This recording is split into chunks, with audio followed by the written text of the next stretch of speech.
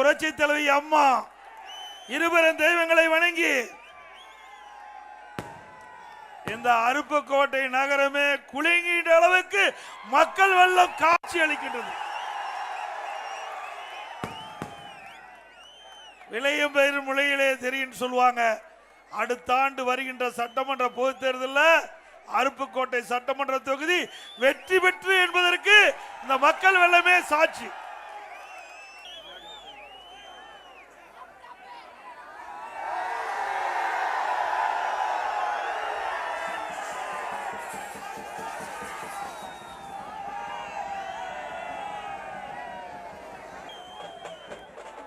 இந்த பகுதியை பொறுத்த வரைக்கும் விவசாயி நெசவாளர்கள் இரண்டுதான் பிரதான தொழிலாக இந்த சட்டமன்ற தொகுதியில் இருக்குது.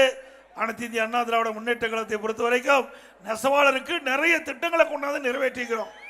இன்னைக்கு மாண்புமிகு அம்மா இருக்கின்ற காலத்திலும் சரி, அம்மா மறைவுக்கு பிறகும் சரி, இந்த நெசவாளர்கள் படுகின்ற இன்னல்கள், துன்பங்கள், துயரங்கள், வேதனைகள் அதை களைவதற்காக அண்ணா திமுக ஆட்சியிலே பல்வேறு திட்டங்களை கொண்டாந்து இந்த பிரச்சனையை தீர்வு கண்ட அரசு அண்ணா திமுக அரசாங்கம்.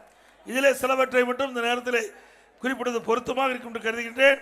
விலையில்லா மின்சாரம் கைத்தறி 200 யூனிட், விசத்தறி 700 யூனிட் மானியமாக கொடுத்த அரசு அண்ணா திமுக அரசாங்கம். நெசவாளர்களுக்கு பசு வீடு, இந்த பகுதியிலே 200 பசு வீடுகளை நம்முடைய நெசவாளருக்கு கொடுத்திருக்கிறோம். கைத்தறி பிரிவில் தொழில்நுட்ப மேம்பாடு, வடிவமைப்பு மேம்பாடு, ரகமாற்றம், வணிக சின்னத்தை பிரபலப்படுத்தல், சந்தை விரிவாக்கம், நடைமுறை மூலதனம் மற்றும் ஆராய்ச்சி மற்றும் வளர்ச்சிக்கு கைத்தறிவு ஆதரவு திட்டம் என்று சுமார் 120 கோடி மானியம் டிசனுக்காக கொடுத்திருக்கிறோம்.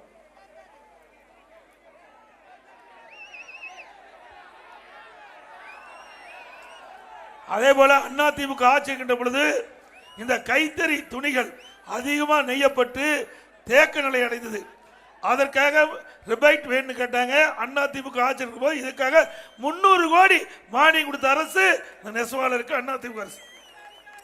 நூலின் விலையை ஸ்திரப்படுத்த 60S கோம்டு நூல் உற்பத்தி செய்யும் பொருட்டு 6 கூட்டுறவு நூற்பாலைகளுக்கு நூலின் தரத்தை மேம்படுத்தவும் மற்றும் இயந்திரங்களை திறமை மேம்படுத்தவும் நிதியுதவி செய்யுது. ஜவுளி மற்றும் கைத்தறி விற்பனை பெருக்க புதிய ஒருங்கிணைந்த ஜவுளி கொள்கை 2019ஆம் ஆண்டு நாங்கள் வெளியிட்டோம். கொடிசியா வர்த்தக மையத்தில் ஜவுளி கைத்தறி விற்பனை பிரபலப்படுத்த 2 ஆண்டுக்கு ஒரு முறை மாநில அரசு 2 கோடி நிதியுடன் பன்னாட்டு ஜவுளி கண்காட்சி நடத்தப்பட்டது அதிமுக ஆட்சியில். சிறிய அளவு ஜவுளி பூங்காக்கள் உள்ளிட்ட பல்வேறு நலத்திட்டங்களை கொண்டு வந்து நெசவாளருக்கு தொடர்ந்து தொழில் செய்ய வழிவகை ஏற்படுத்தி வந்தது அதிமுக அரசாங்கம். அது மட்டுமல்ல, இன்றைக்கு அனைத்து இந்திய அண்ணா திராவிட முன்னேற்ற கழக அரசு இருக்கின்ற பொழுது இந்த நெசவாளர் கூட்டுறவு சங்கத்தில் நெய்யப்பட்ட அந்த நெசவாளிக்கு உடனுக்குடன் கூலி வழங்கப்பட்டது. இன்றைய தினம் 10 நாள் 15 நாள் வங்கிக்கு சென்று வாங்க வேண்டிய நிலை இருக்குது. அது மீண்டும் மாற்றி அமைக்கப்பட்டு ஏற்கனவே அனைத்து இந்திய அண்ணா திராவிட முன்னேற்ற கழக ஆட்சியில் அன்றைக்கு நெய்யப்பட்ட துணிக்கு அன்றைக்கே கூலி கொடுக்கப்படும் என்பதை இந்த நேரத்தில் தெரிவிக்கிறேன். அதே போல இந்த நெசவாளர்களுக்கு நிறைய உதவி செய்யப்படும். அதெல்லாம் தேர்தல் நேரத்தில் தேர்தல் அறிக்கையில் நிறையா பார்ப்பீங்க. ஏன்னா விவசாயிகளுக்கு எப்படி கடன் கொடுத்து அங்கே வந்து அதுக்கு வட்டி குறைந்த வட்டிக்கு கொடுக்குறாங்களோ அதுவரை நெசவாளர் பெருமக்களுக்கும் குறைந்த வட்டியில் கடன் வசதி செய்து கொடுக்கப்படும். கூட்டு சங்கத்தின் மூலமாக தேவையான அளவுக்கு கொடுக்கப்படும். அதில் எந்த மாற்று கருத்தும் கிடையாது. விவசாயிகளை எப்படி பாதுகாக்குமோ அதே போல கைத்தறி நெசவாளர்களையும் பாதுகாப்போம் அதிமுக ஆட்சியில். அது மட்டும் இல்ல, இந்த ஏழை கைத்தறி விவசாய நெசவாளர்களுக்கு பசு வீடுகள் தொடர்ந்து கட்டி கொடுக்கப்படும். பிரம்மாண்டமான பசு வீடில் கட்டி கொடுக்கப்படும். அதில் எந்த மாற்று கருத்தும் கிடையாது. அந்த ஏழைகள் முழுவதையும் அவர்கள் நன்மை பெறுவதற்காக எங்களுடைய அரசு அனைத்து நடவடிக்கையும் எடுக்கப்படும். நெசவாளர்களை காக்கப்படும். மானம் காக்கின்ற நெசவாளருக்கு அனைத்து இந்திய அண்ணா திராவிட முன்னேற்ற கழக அரசு எப்பொழுதும் உங்களுக்கு துணை நிற்கும். நூல் விலை ஏறுகின்ற பொழுது அதை கட்டுப்படுத்திய அரசு அதிமுக அரசாங்கம். இந்த தொகுதி அருப்புக்கோட்டை என்றால் பொன்மனச்செம்மல் புரட்சி தலைவர் எம்ஜிஆர் அவர்கள் ஞாபகம். எங்களையும் உங்களையும் உருவாக்கிய தலைவன் பொன்மனச்செம்மல் புரட்சி தலைவர் எம்ஜிஆர் என்ற தொகுதி அருப்புக்கோட்டை சட்டமன்ற தொகுதி. இதற்கென்று ஒரு அடையாளத்தை பொன்மனச்செம்மல் புரட்சி தலைவர் எம்ஜிஆர் அடையாளம் காட்டிவிட்டு சென்றிருக்கின்றார். இந்த தொகுதி வளம் பெற செழிக்க அனைத்து இந்திய அண்ணா திராவிட முன்னேற்ற கழக ஆட்சியில் நீங்கள் நினைக்கின்ற அளவிற்கு நிறைய நன்மைகள் செய்து தரப்படும் என்ற உத்தரவாதத்தை நான் அளிக்கின்றேன். அதே போல விவசாயிகள் குடிமராமத்து திட்டத்தை கொண்டு வந்து ஆங்காங்க இருக்கின்ற ஏரி குளம் கண்மாய்களாம் தூர்வாரப்பட்ட அரசு அதிமுக அரசு. இதனால ஏரி ஆழமாச்சு, பெய்கின்ற மழைநீர் சேமித்து வச்சோம். அல்லப்பட்ட வண்டல் மண் விவசாய நிலத்திற்கு இயற்கை உரமாக பயன்படுத்தினாங்க. 2 முறை விவசாயிகளுக்கு தொடங்க வேளாண் வங்கியில் வாங்கிய பயிர்க்கடன் தள்ளுபடி செஞ்சோம். எப்பொழுது பார்த்தாலும் விவசாயி மின்மோட்டரை இயக்க மும்முனை மின்சாரத்தை கொடுத்தோம். இதெல்லாம் அதிமுக ஆட்சியில் கொடுக்கப்பட்ட திட்டம். இயற்கை சீற்றம், மழை, வெள்ளம் வருகின்ற பொழுது பயிர் சேதம் அடைந்தால் அந்த சேதத்துக்கு உண்டான நிவாரண தொகை வழங்க அரசு அதிமுக அரசாங்கம். அதே போல அரசு பள்ளியில் படிக்கின்ற மாணவர்கள் கிட்டத்தட்ட 3,81,000 பேர் 41% படிக்கிறாங்க. அப்படிப்பட்ட மாணவர்கள் நீட் தேர்வில் 2017-18 வெறும் 9 பேர் தான் தேர்ச்சி பெற்று மருத்துவர் ஆனாங்க. இப்படி ஏழை எளிய குடும்பத்தில் பிறந்தவர், கைத்தறி நெசவாளர்கள், விவசாய குடும்பத்தை பிறந்தவர்கள் இன்றைக்கு தனியார் பள்ளியிலே படித்து பெரிய அளவில் வெற்றி பெற முடியவில்லை. ஏன்னா அந்த அளவுக்கு வசதி வாய்ப்பு கிடையாது.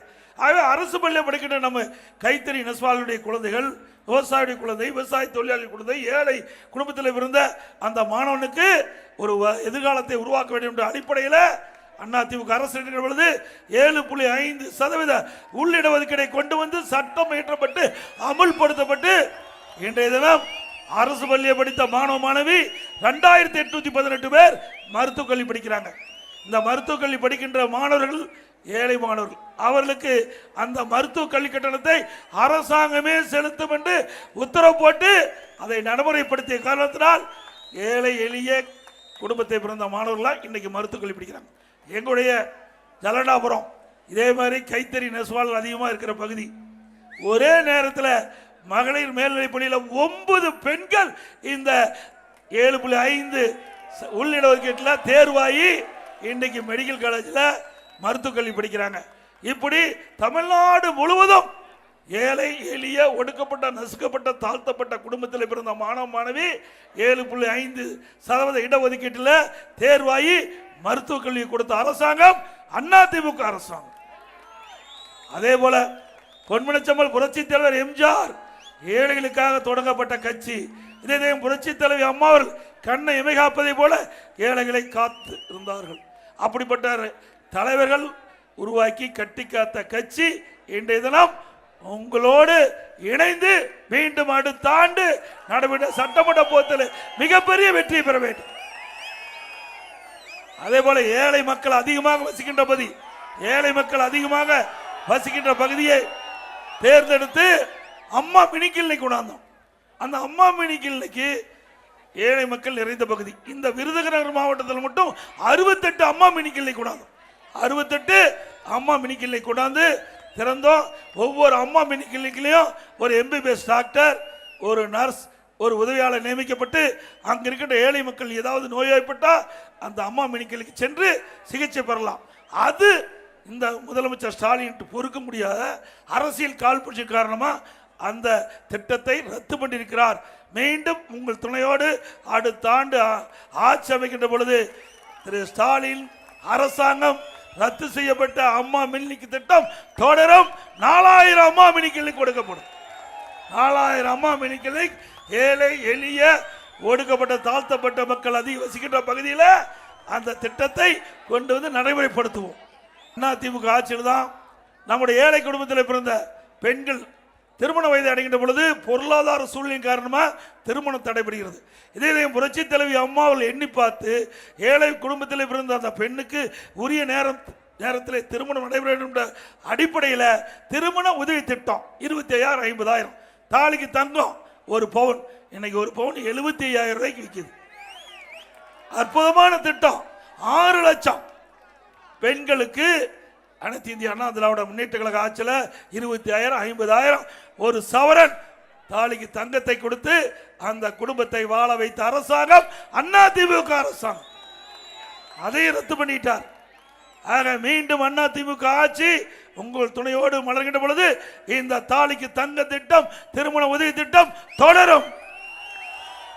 அதே போல பள்ளியிலே படிக்கின்ற மாணவர்கள் இன்றைக்கு ஏழை குடும்பத்தை சேர்ந்த மாணவர்கள் இன்றைக்கு கைத்தறி நெசவாளராகட்டும், விவசாய தொழிலாளியாகட்டும், விவசாயியாகட்டும், ஏனைய தொழிலாளருடைய குழந்தைகள் அரசு பள்ளியை படிக்கின்ற அந்த மாணவ செல்வங்களுக்கு காலனி, சீருடை, விலையில்லா புத்தகம், நோட்டு, கொண்டு போறதுக்கு பையி, பள்ளிக்கு போறதுக்கு சைக்கிள், அறிவு தீரம், அதை வளர்ப்பதற்கு மடிக்கணினி, லேப்டாப் அனைத்தும் கொடுத்த ஒரே அரசாங்கம் அதிமுக அரசாங்கம். அத்தனையும் ஏழைகளுக்காக கொண்டு வந்த திட்டம். ஏழைகளுக்கு பார்த்து பார்த்து அந்த திட்டத்தை வகுத்து அந்த ஏழைகளை உயர்த்தப்பட வேண்டும், அந்த ஏழைகளுடைய வாழ்வு மலர வேண்டும். அதுதான் அதிமுக லட்சியம். அதை அனைத்து இந்திய அண்ணா திராவிட முன்னேற்ற அரசு செயல்படுத்தி காட்டியது என்பதை இந்த நேரத்தில் தெரிவிக்க விரும்புகின்றேன். இன்றைக்கு அதிமுக ஆட்சி கிடப்பது இன்றைக்கு அரசு பள்ளி படித்த மாணவர்களுக்கு விஞ்ஞான கல்வி கிடைப்பதற்காக சுமார் 52,35,000 பேருக்கு விடையில்லா மடிக்கணி கொடுத்தோம், லேப்டாப் கொடுத்தோம். 52,35,000 மாணவ மாணவிக்கு ஒரு மடிக்கணினி 12,500 ரூபாயில வாங்கி கொடுத்தோம். தமிழ்நாட்டில் மட்டும் இதற்காக 7,300 கோடி நிதி ஒதுக்கீடு செய்யப்பட்டது. அது அரசியல் காழ்ப்புணர்ச்சியின் காரணமாக அதை ரத்து செய்த அரசாங்கம் திமுக அரசாங்கம். அதே போல இன்றைக்கு கொரோனா காலத்தில் ஓராண்டு வேலை வாய்ப்பு இல்லை. கைத்தறி நெசவால் பாதிக்கப்பட்டாங்க, விவசாயி பாதிக்கப்பட்டாங்க, விவசாய தொழிலாளி ஒட்டுமொத்த மக்களும் பாதிக்கப்பட்டாங்க. அந்த காலகட்டத்தில் கூட அதிமுக அரசு ஏழைகளை பாதுகாக்க கொள்வதற்காக வேலை இல்லாமல் இருக்கின்ற அந்த தொழிலாளிகளுக்கு ரேஷன் கடையில் ஓராண்டு அரிசி விலையிலா கொடுத்தோம், பருப்பு விலையிலா கொடுத்தோம், எண்ணெய் விலையிலா கொடுத்தோம். இந்தியாவிலேயே ரேஷன் கடையில் விலையில்லா உணவுப் பொருள் கொடுத்த ஒரே அரசாங்கம் அதிமுக அரசாங்கம். அதே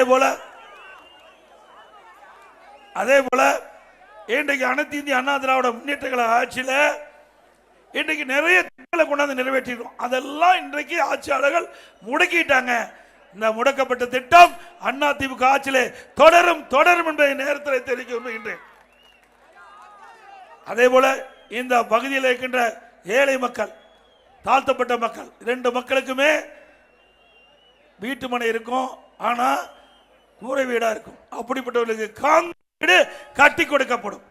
வீட்டு மனையே இல்ல, ஏழைகளுக்கும் இல்ல, தாழ்த்தப்பட்ட மக்கள், அப்படிப்பட்ட மக்களுக்கு அற்புதமான காங்கிரீட் வீடு அதிமுக ஆட்சியில கட்டி தரப்படும். இன்றைக்கு தைப்பொங்கல் வருகின்ற பொழுது அதிமுக ஆட்சி இருக்கின்ற பொழுது பொங்கல் தொகுப்பு அம்மா கொடுத்தாங்க. கொரோனா காலம், மக்களுக்கு வருமானம் இல்ல, தைப்பொங்கல் சிறப்பாக கொண்டாட வேண்டும் என்ற ஒரே அடிப்படையில் எல்லா குடும்பத்தையும் 2,500 ரூபாய் கொடுத்த ஒரே அரசாங்கம் அதிமுக அரசாங்கம். பொங்கல் பரிசா கொடுத்த 2,500 ரூபாய். அது மட்டுமில்ல, அடுத்த ஆண்டு தீபாவளி வருகின்ற பொழுது உங்களுடைய ஆதரவோடு அதிமுக ஆட்சி அமைந்தவுடன் நம்முடைய தாய்மார்களுக்கும் நம்முடைய சகோதரிகளுக்கும் அற்புதமான சேலை வழங்கப்படும். எல்லா அருமையான சேலை வழங்கப்படும். அதுபோல பொன்மனச்சம்பல் புரட்சி தலைவர் எம்ஜிஆர் காலத்தில் பொங்கல் என்று வேஷ்டி கொடுத்தாங்க, சேலை கொடுத்தாங்க. இந்த ஆட்சியில் வேஷ்டியும் இல்லை, சேலையும் இல்லை, 2 சில இடத்துல கொடுக்கல. அதிமுக ஆட்சி மலர்ந்தவுடன் பொன்மனச்சம்பல் புரட்சி தலைவர் எம்ஜிஆர் கொண்டு வந்த அந்த திட்டம் முழுமை பெறும். தரமான வேஷ்டி சேலை தைப்பொங்கலுக்கு முந்தைய அனைத்து மக்களுக்கு வழங்கப்படும். அதோட டாஸ்மாக் உங்களுக்கு நல்லா தெரியும். டாஸ்மாக்னா யாருடைய லாபம் வரும் சொல்லுங்க? பேர் ஒரு அமைச்சர் இருந்தார்ல, செந்தில் பாலாஜி, 10 ரூபா அமைச்சர். அவர் தமிழ்நாட்டில் 6,000 மதுக்கடை இருக்குது. அந்த மதுக்கடையில் அங்கே போய் கடையில் ஒரு பாட்டில் வாங்கினா 10 ரூபா அதிகமாக வசூல் பண்ணுறாங்க. அது எங்கே போகுதுன்னா அந்த ஊடிக்கிட்டு கேட்டால் மேலிடத்துக்கு போகுதுங்கிறாங்க. அப்படி ஒரு நாளைக்கு 1.5 கோடி பாட்டில் விற்கிது தமிழ்நாட்டில். அந்த 1.5 கோடி பாட்டிலில் 10 ரூபா விலை அதிகமாக வாங்கினா ஒரு நாளைக்கு 15 கோடி ரூபாய் இந்த மது பாட்டில் இருந்து மட்டும் வசூல் பண்ணாங்க. மாதத்துக்கு 450 கோடி, வருஷத்துக்கு 5,400 கோடி, 4 ஆண்டுல 22,000 கோடி இந்த மது பாட்டில் 10 ரூபா அதிகமாக வாங்கி கொள்ளையடித்த அரசாங்கம் திமுக அரசாங்கம். சிந்திச்சு பாருங்க, இந்த அரசாங்கம் தேவையா? பல முறை கேட்டியாச்சு. நாங்க சொல்றது தப்புனா அமலாக்கத்துறையே போய் கதவை தட்டி இன்றைக்கு அதுல ஊழல் நடந்தது என்று முறைகேடு நடந்திருப்பாங்க, 40,000 கோடி இருப்பதாக பத்திரிகையில செய்தி வந்துட்டது. இது உண்மைதானே? நாம சொன்னா தப்புங்கிறாங்க. அமலாக்கத்துறையே இந்த விசாரணை மேற்கொண்டிருக்கிறது. ஆக கொள்ளையடிக்கிற ஆட்சி தொடர வேண்டுமா? தொடர வேண்டுங்களா? அதே போல விலைவாசி உயர்வு முன்னை முட்டுகின்ற அளவுக்கு உயர்ந்து போச்சு. இன்னைக்கு உணவு பொருட்கள் விலை உயர்ந்துட்டு அரிசி விலை அதிமுக ஆட்சி விட திமுக ஆட்சியில் அதிகமாக விற்குது.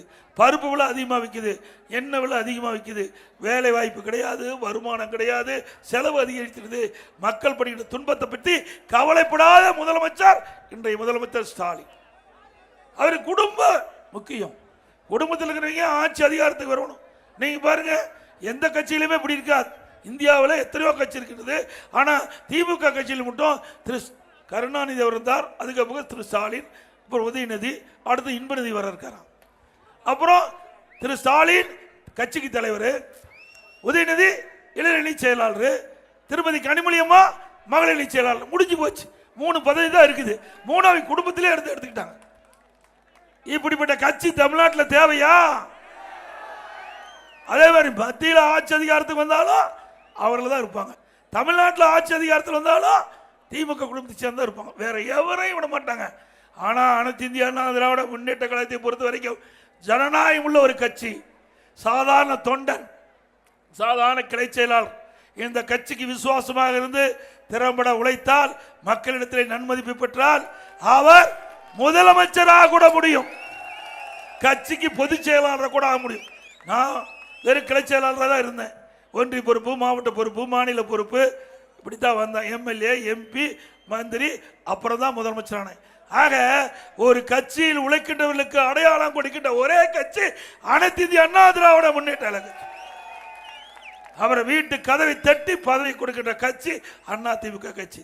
மற்ற கட்சி எல்லாம் உழைப்பை சுரண்டி குடும்பம் வாழும். இதனால் நம்முடைய ஸ்டாலின் பேசுறார், காலை உணவு திட்டத்தை பத்தி பேசிட்டு இருக்கிறார்.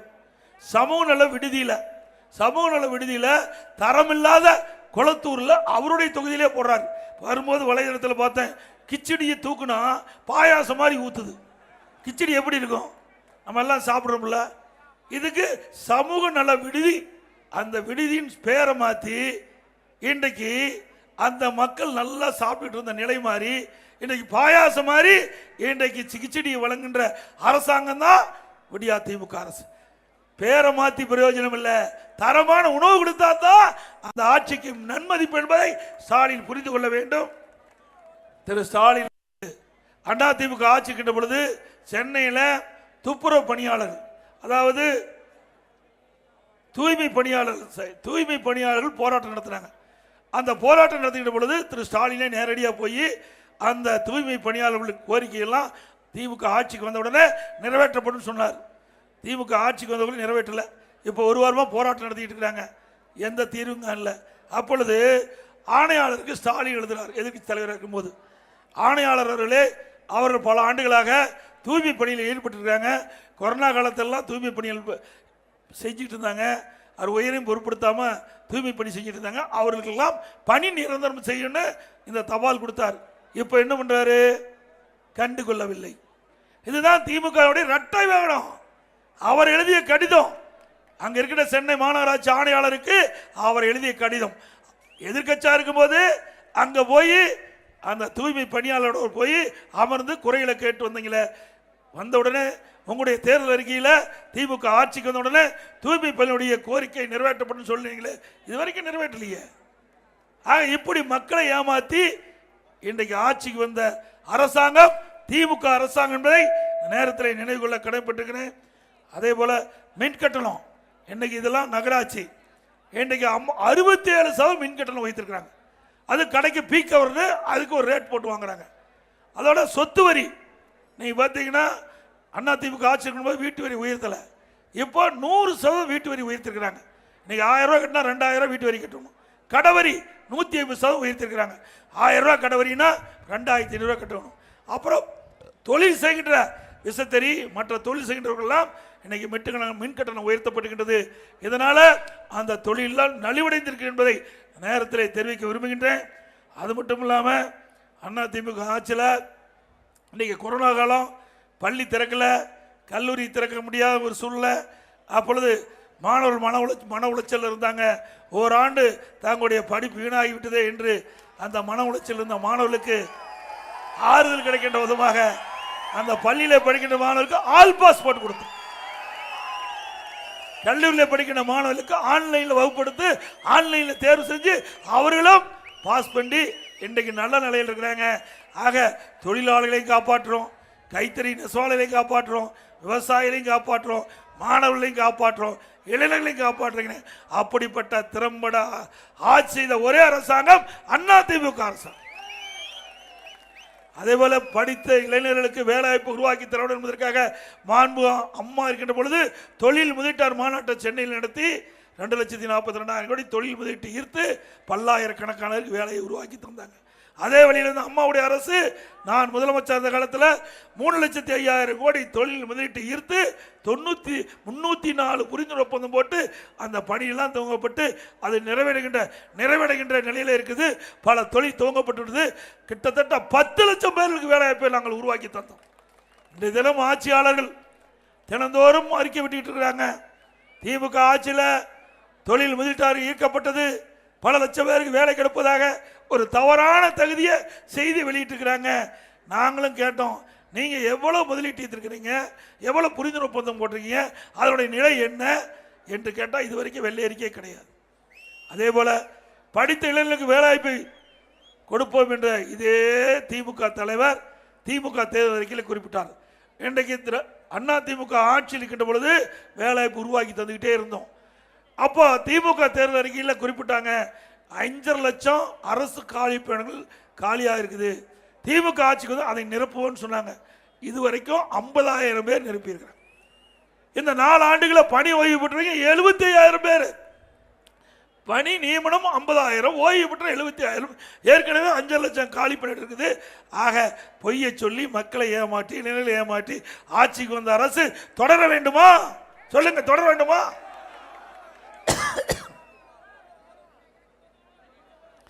அதே போல இன்னைக்கு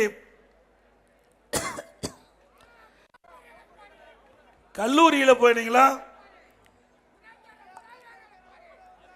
196 அரசு கலை மற்றும் அறிவியல் கல்லூரி இருக்கு தமிழ்நாட்டில். அந்த அரசு கலை மற்றும் அறிவியல் கல்லூரியில் நம்முடைய சாதாரண குடும்பத்தில் பிறந்தவர்கள், ஏழை குடும்பத்தில் பிறந்த மாணவ மாணவி, தாழ்த்தப்பட்ட மாணவர்கள் தான் அரசு கலை மற்றும் அறிவியல் கல்லூரியில் படிக்கிறாங்க. 96 அரசு கலைக்கல்லூரிக்கு பிரின்சிபாலே இல்லை, கல்லூரி முதல்வரே இல்லை, பேராசிரியரே இல்லை. அப்புறம் அந்த மாணவர்கள்லாம் எப்படி படிக்க முடியும்? சிந்திச்சு பாருங்க. இப்படிப்பட்ட அரசு தேவையா? அதோட மருத்துவமனையில் டாக்டர் இல்லை, செவிலியர் இல்லை, மருத்துவ உதவியாளர் இல்லை, மருந்து இல்லை, மாத்திரை இல்லை, ஊசி இல்லை. மீறி போனால் அங்கே கடலூரில் சளிக்கு ட்ரீட்மெண்ட்டுக்கு போனால் நாய்க்கடி ஊசி போடுறாங்க. அதிமுக ஆட்சி இருக்கின்ற பொழுது 2 கையும் இல்லாத திண்டுக்கல் வந்த ஒரு தொழிலாளி வந்து என்னை சந்தித்தார், மனு கொடுத்தார். எனக்கு 2 கையும் பொருத்தி கொடுக்கணும்னாரு. எப்போ 2 கையும் இல்லை, எப்படி பொருத்தணும்னா அந்த இறந்தவர் உடலிலிருந்து அந்த 2 கையும் எடுத்து எனக்கு பொருத்தினா கை வந்துருனார். இது நடக்கிற காரியமான இல்லை, டாக்டர்லாம் போய் கேட்டேன். முதலமைச்சர் நினச்சா எங்களுக்கு இந்த 2 கையும் பொருத்துறதுக்கு வாய்ப்பு இருக்குன்னு சொன்ன உடனே மக்கள் நல்வாழ்வுத்துறை அமைச்சரை நான் நாடி உடனே அவரை வரவழைச்சு ஒரு மருத்துவ டீம் போட்டு பரிசோதனை பண்ணி இறந்தவர் உடலிலிருந்து 2 கையை வெட்டி பொருத்தி இன்றைக்கு நலமோடு வளமோடு வாழ்ந்துட்டு இருக்கா. திருமணமாகி குழந்தையோட இருக்க. கை இல்லாத கை கொடுத்த அரசாங்கம் அதிமுக அரசாங்கம். காலோட இந்த என்ன ஃபுட்பால் பிளேயர் ஒரு சகோதரி அங்கே போய் ட்ரீட்மெண்ட்டுக்கு போனால் காலோட போச்சு, காலோட உயிரோட போனாங்க, உயிர் இல்லாத வழி வந்து. கையோட போனால் கை இல்லாத வருவாங்க, உயிரோட மருத்துவமனைக்கு போனால் உயிர் இல்லாத வர காட்சி தான் இந்த ஆட்சியில் பார்க்க முடியுது. அதே அனைத்து இந்திய அண்ணா திராவிட முன்னேற்ற கழகம் இருக்கின்ற வரை சரியான மருத்துவ சிகிச்சை அளித்தோம். சரியான ஒரே ஆண்டில் அரசு 11 மருத்துவக் கல்லூரி மருத்துவமனை கொண்டாந்து சிறப்பான ஆட்சி என்ற பெயர் பெற்றோம். இந்திய வரலாற்றிலேயே ஒரே ஆண்டில் 11 அரசு மருத்துவக் கல்லூரி மருத்துவமனை கொண்டாந்து சாதனை படைத்த அரசாங்கம் இதுவரை அங்கே இல்லை, தமிழ்நாட்டிலும் இல்லை, இந்தியாவிலும் இல்லை. அதை சாதித்து காட்டிய அரசாங்கம் அதிமுக அரசாங்கம். இன்னைக்கு வாய் பேசுறவங்களுக்கு மட்டும் இல்லை, வாய் பேசாத இருக்கிற கால்நடை ஜீவனங்களுக்கும் மருத்துவ முகாம் நடத்திய ஒரே அரசாங்கம் அதிமுக அரசாங்கம். அந்த கால்நடை ஆராய்ச்சி நிலையம் ஆசியாவிலேயே மிகப்பெரிய கால்நடை ஆராய்ச்சி நிலையம் எங்களுடைய சேலம் மாவட்டம் தலைவாசல 1000 கோடியில் 1000 ஏக்கரில் அந்த ஆராய்ச்சி நிலையத்தை நாங்கள் தோக்கணும். அது பூட்டி கிடந்தது, பேசி கீசி போன வருஷம் திறந்தாங்க, கிடப்பில் போட்டாங்க. அது மிகப்பெரிய விவசாயிகளுக்கு ஒரு மிகப்பெரிய வரப்பிரசாதம். அதில் கலப்பின பசுக்கள், கலப்பின ஆடுகள், கலப்பின பன்றி, கலப்பின மீன், இப்படி நிறைய உருவாக்கி விவசாயிகளுக்கு பொதுமக்களுக்கு கொடுத்து பொருளாதாரத்தை உயர்த்த வேண்டும். அதுதான் எங்களுடைய நோக்கம். அதையும் மூடி வச்சிட்டு இருக்கிறாங்க. திரு ஸ்டாலின் அரசாங்கம் சிந்திச்சு பாருங்க, அதிமுக ஆட்சியில் கொண்டு வந்த திட்டம் என்றதற்காக முடக்கலாமா? இது மக்களுடைய வரிப்பணத்தில் இதையெல்லாம் நாங்கள் செயல்படுத்துகிறோம். ஆனால் திமுக அப்படி அல்ல. அரசியல் காழ்ப்புணர்ச்சியின் காரணமாக அனைத்து இந்திய அண்ணா திராவிட முன்னேற்ற கழக ஆட்சியில் கொண்டு வரப்பட்ட நல்ல பல திட்டங்களை இன்றைய தினம் முடக்கி இருக்குது. மீண்டும் உங்கள் துணையோடு ஆட்சி அமைந்தவுடன் அந்த திட்டங்கள்லாம் தொடங்கும் என்று இந்த நேரத்தில் தெரிவித்து, இன்னைக்கு அதிமுக ஆட்சியில் அருப்புக்கோட்டையில் ஆண்கள் பெண்கள் கலைக்கல்லூரி கொண்டு வரப்பட்ட ஆட்சி அதிமுக ஆட்சி. இந்த பகுதியில் ஏழை எளிய ஒடுக்கப்பட்ட தாழ்த்தப்பட்ட நம்முடைய குழந்தைகள் பட்ட படிப்பு படிக்கிறதுக்கு ஆண்கள் பெண்கள் கலைக்கல்வியை கொண்டு வந்து அந்த மாணவர்களுக்கு ஒரு நல்ல எதிர்காலத்தை உருவாக்கி தந்தது அதிமுக அரசு. அருப்புக்கோட்டையில் வட்டார போக்குவரத்து கொண்டு வரப்பட்டது. அருப்புக்கோட்டை மக்கள் வசதிக்காக மகளிர் காவல் நிலையம், போக்குவரத்து காவல் கொண்டு வரப்பட்டது. அருப்புக்கோட்டையில் அரசு தொழிற்பயிற்சி மையம் அமைக்கப்பட்டது. சுமார் 520 கோடி மதிப்பீட்டில் விருதுநகர், சாத்தூர், அருப்புக்கோட்டை நகராட்சிக்கு தாமிரபரணி ஆற்று நீரை ஆதாரமாக கொண்டு கூட்டுக்குடி திட்டத்தை நான் முதலமைச்சர் காலத்தில் அடிக்கல் நாட்டினோம். 4 ஆண்டு காலமாகி அந்த திட்டம் நிறைவேற்றவில்லை. மீண்டும் அதிமுக ஆட்சி மலர்ந்தவுடன் இந்த திட்டத்தை நிறைவேற்றப்பட்டு உங்களுக்கு தடையில்லாமல் பாதுகாக்கப்பட்ட தண்ணீர் இந்த பகுதி மக்களுக்கு கிடைக்கும். சீவலப்பேரி கூட்டுக்குடி திட்டம் கொண்டு வரப்பட்டது. அருப்புக்கோட்டை தொகுதிக்கு உட்பட்ட கட்டங்குடியில் நெசவாளருக்கு 200 பசு வீடுகள் கட்டி கொடுக்கப்பட்டது. அம்மா நகரம் உருவாக்கும்.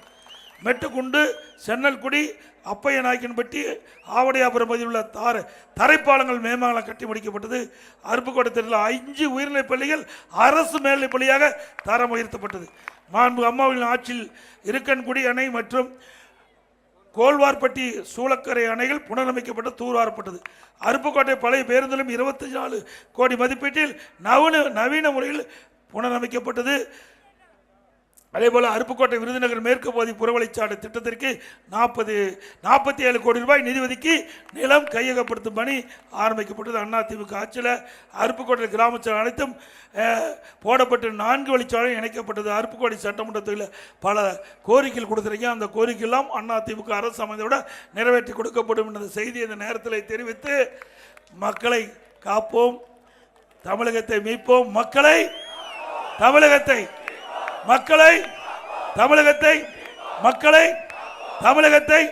ஸ்டாலின் மாடல் அரசு, ஃபெயிலியர் மாடல் அரசு. Bye bye Stalin. நன்றி, வணக்கம்.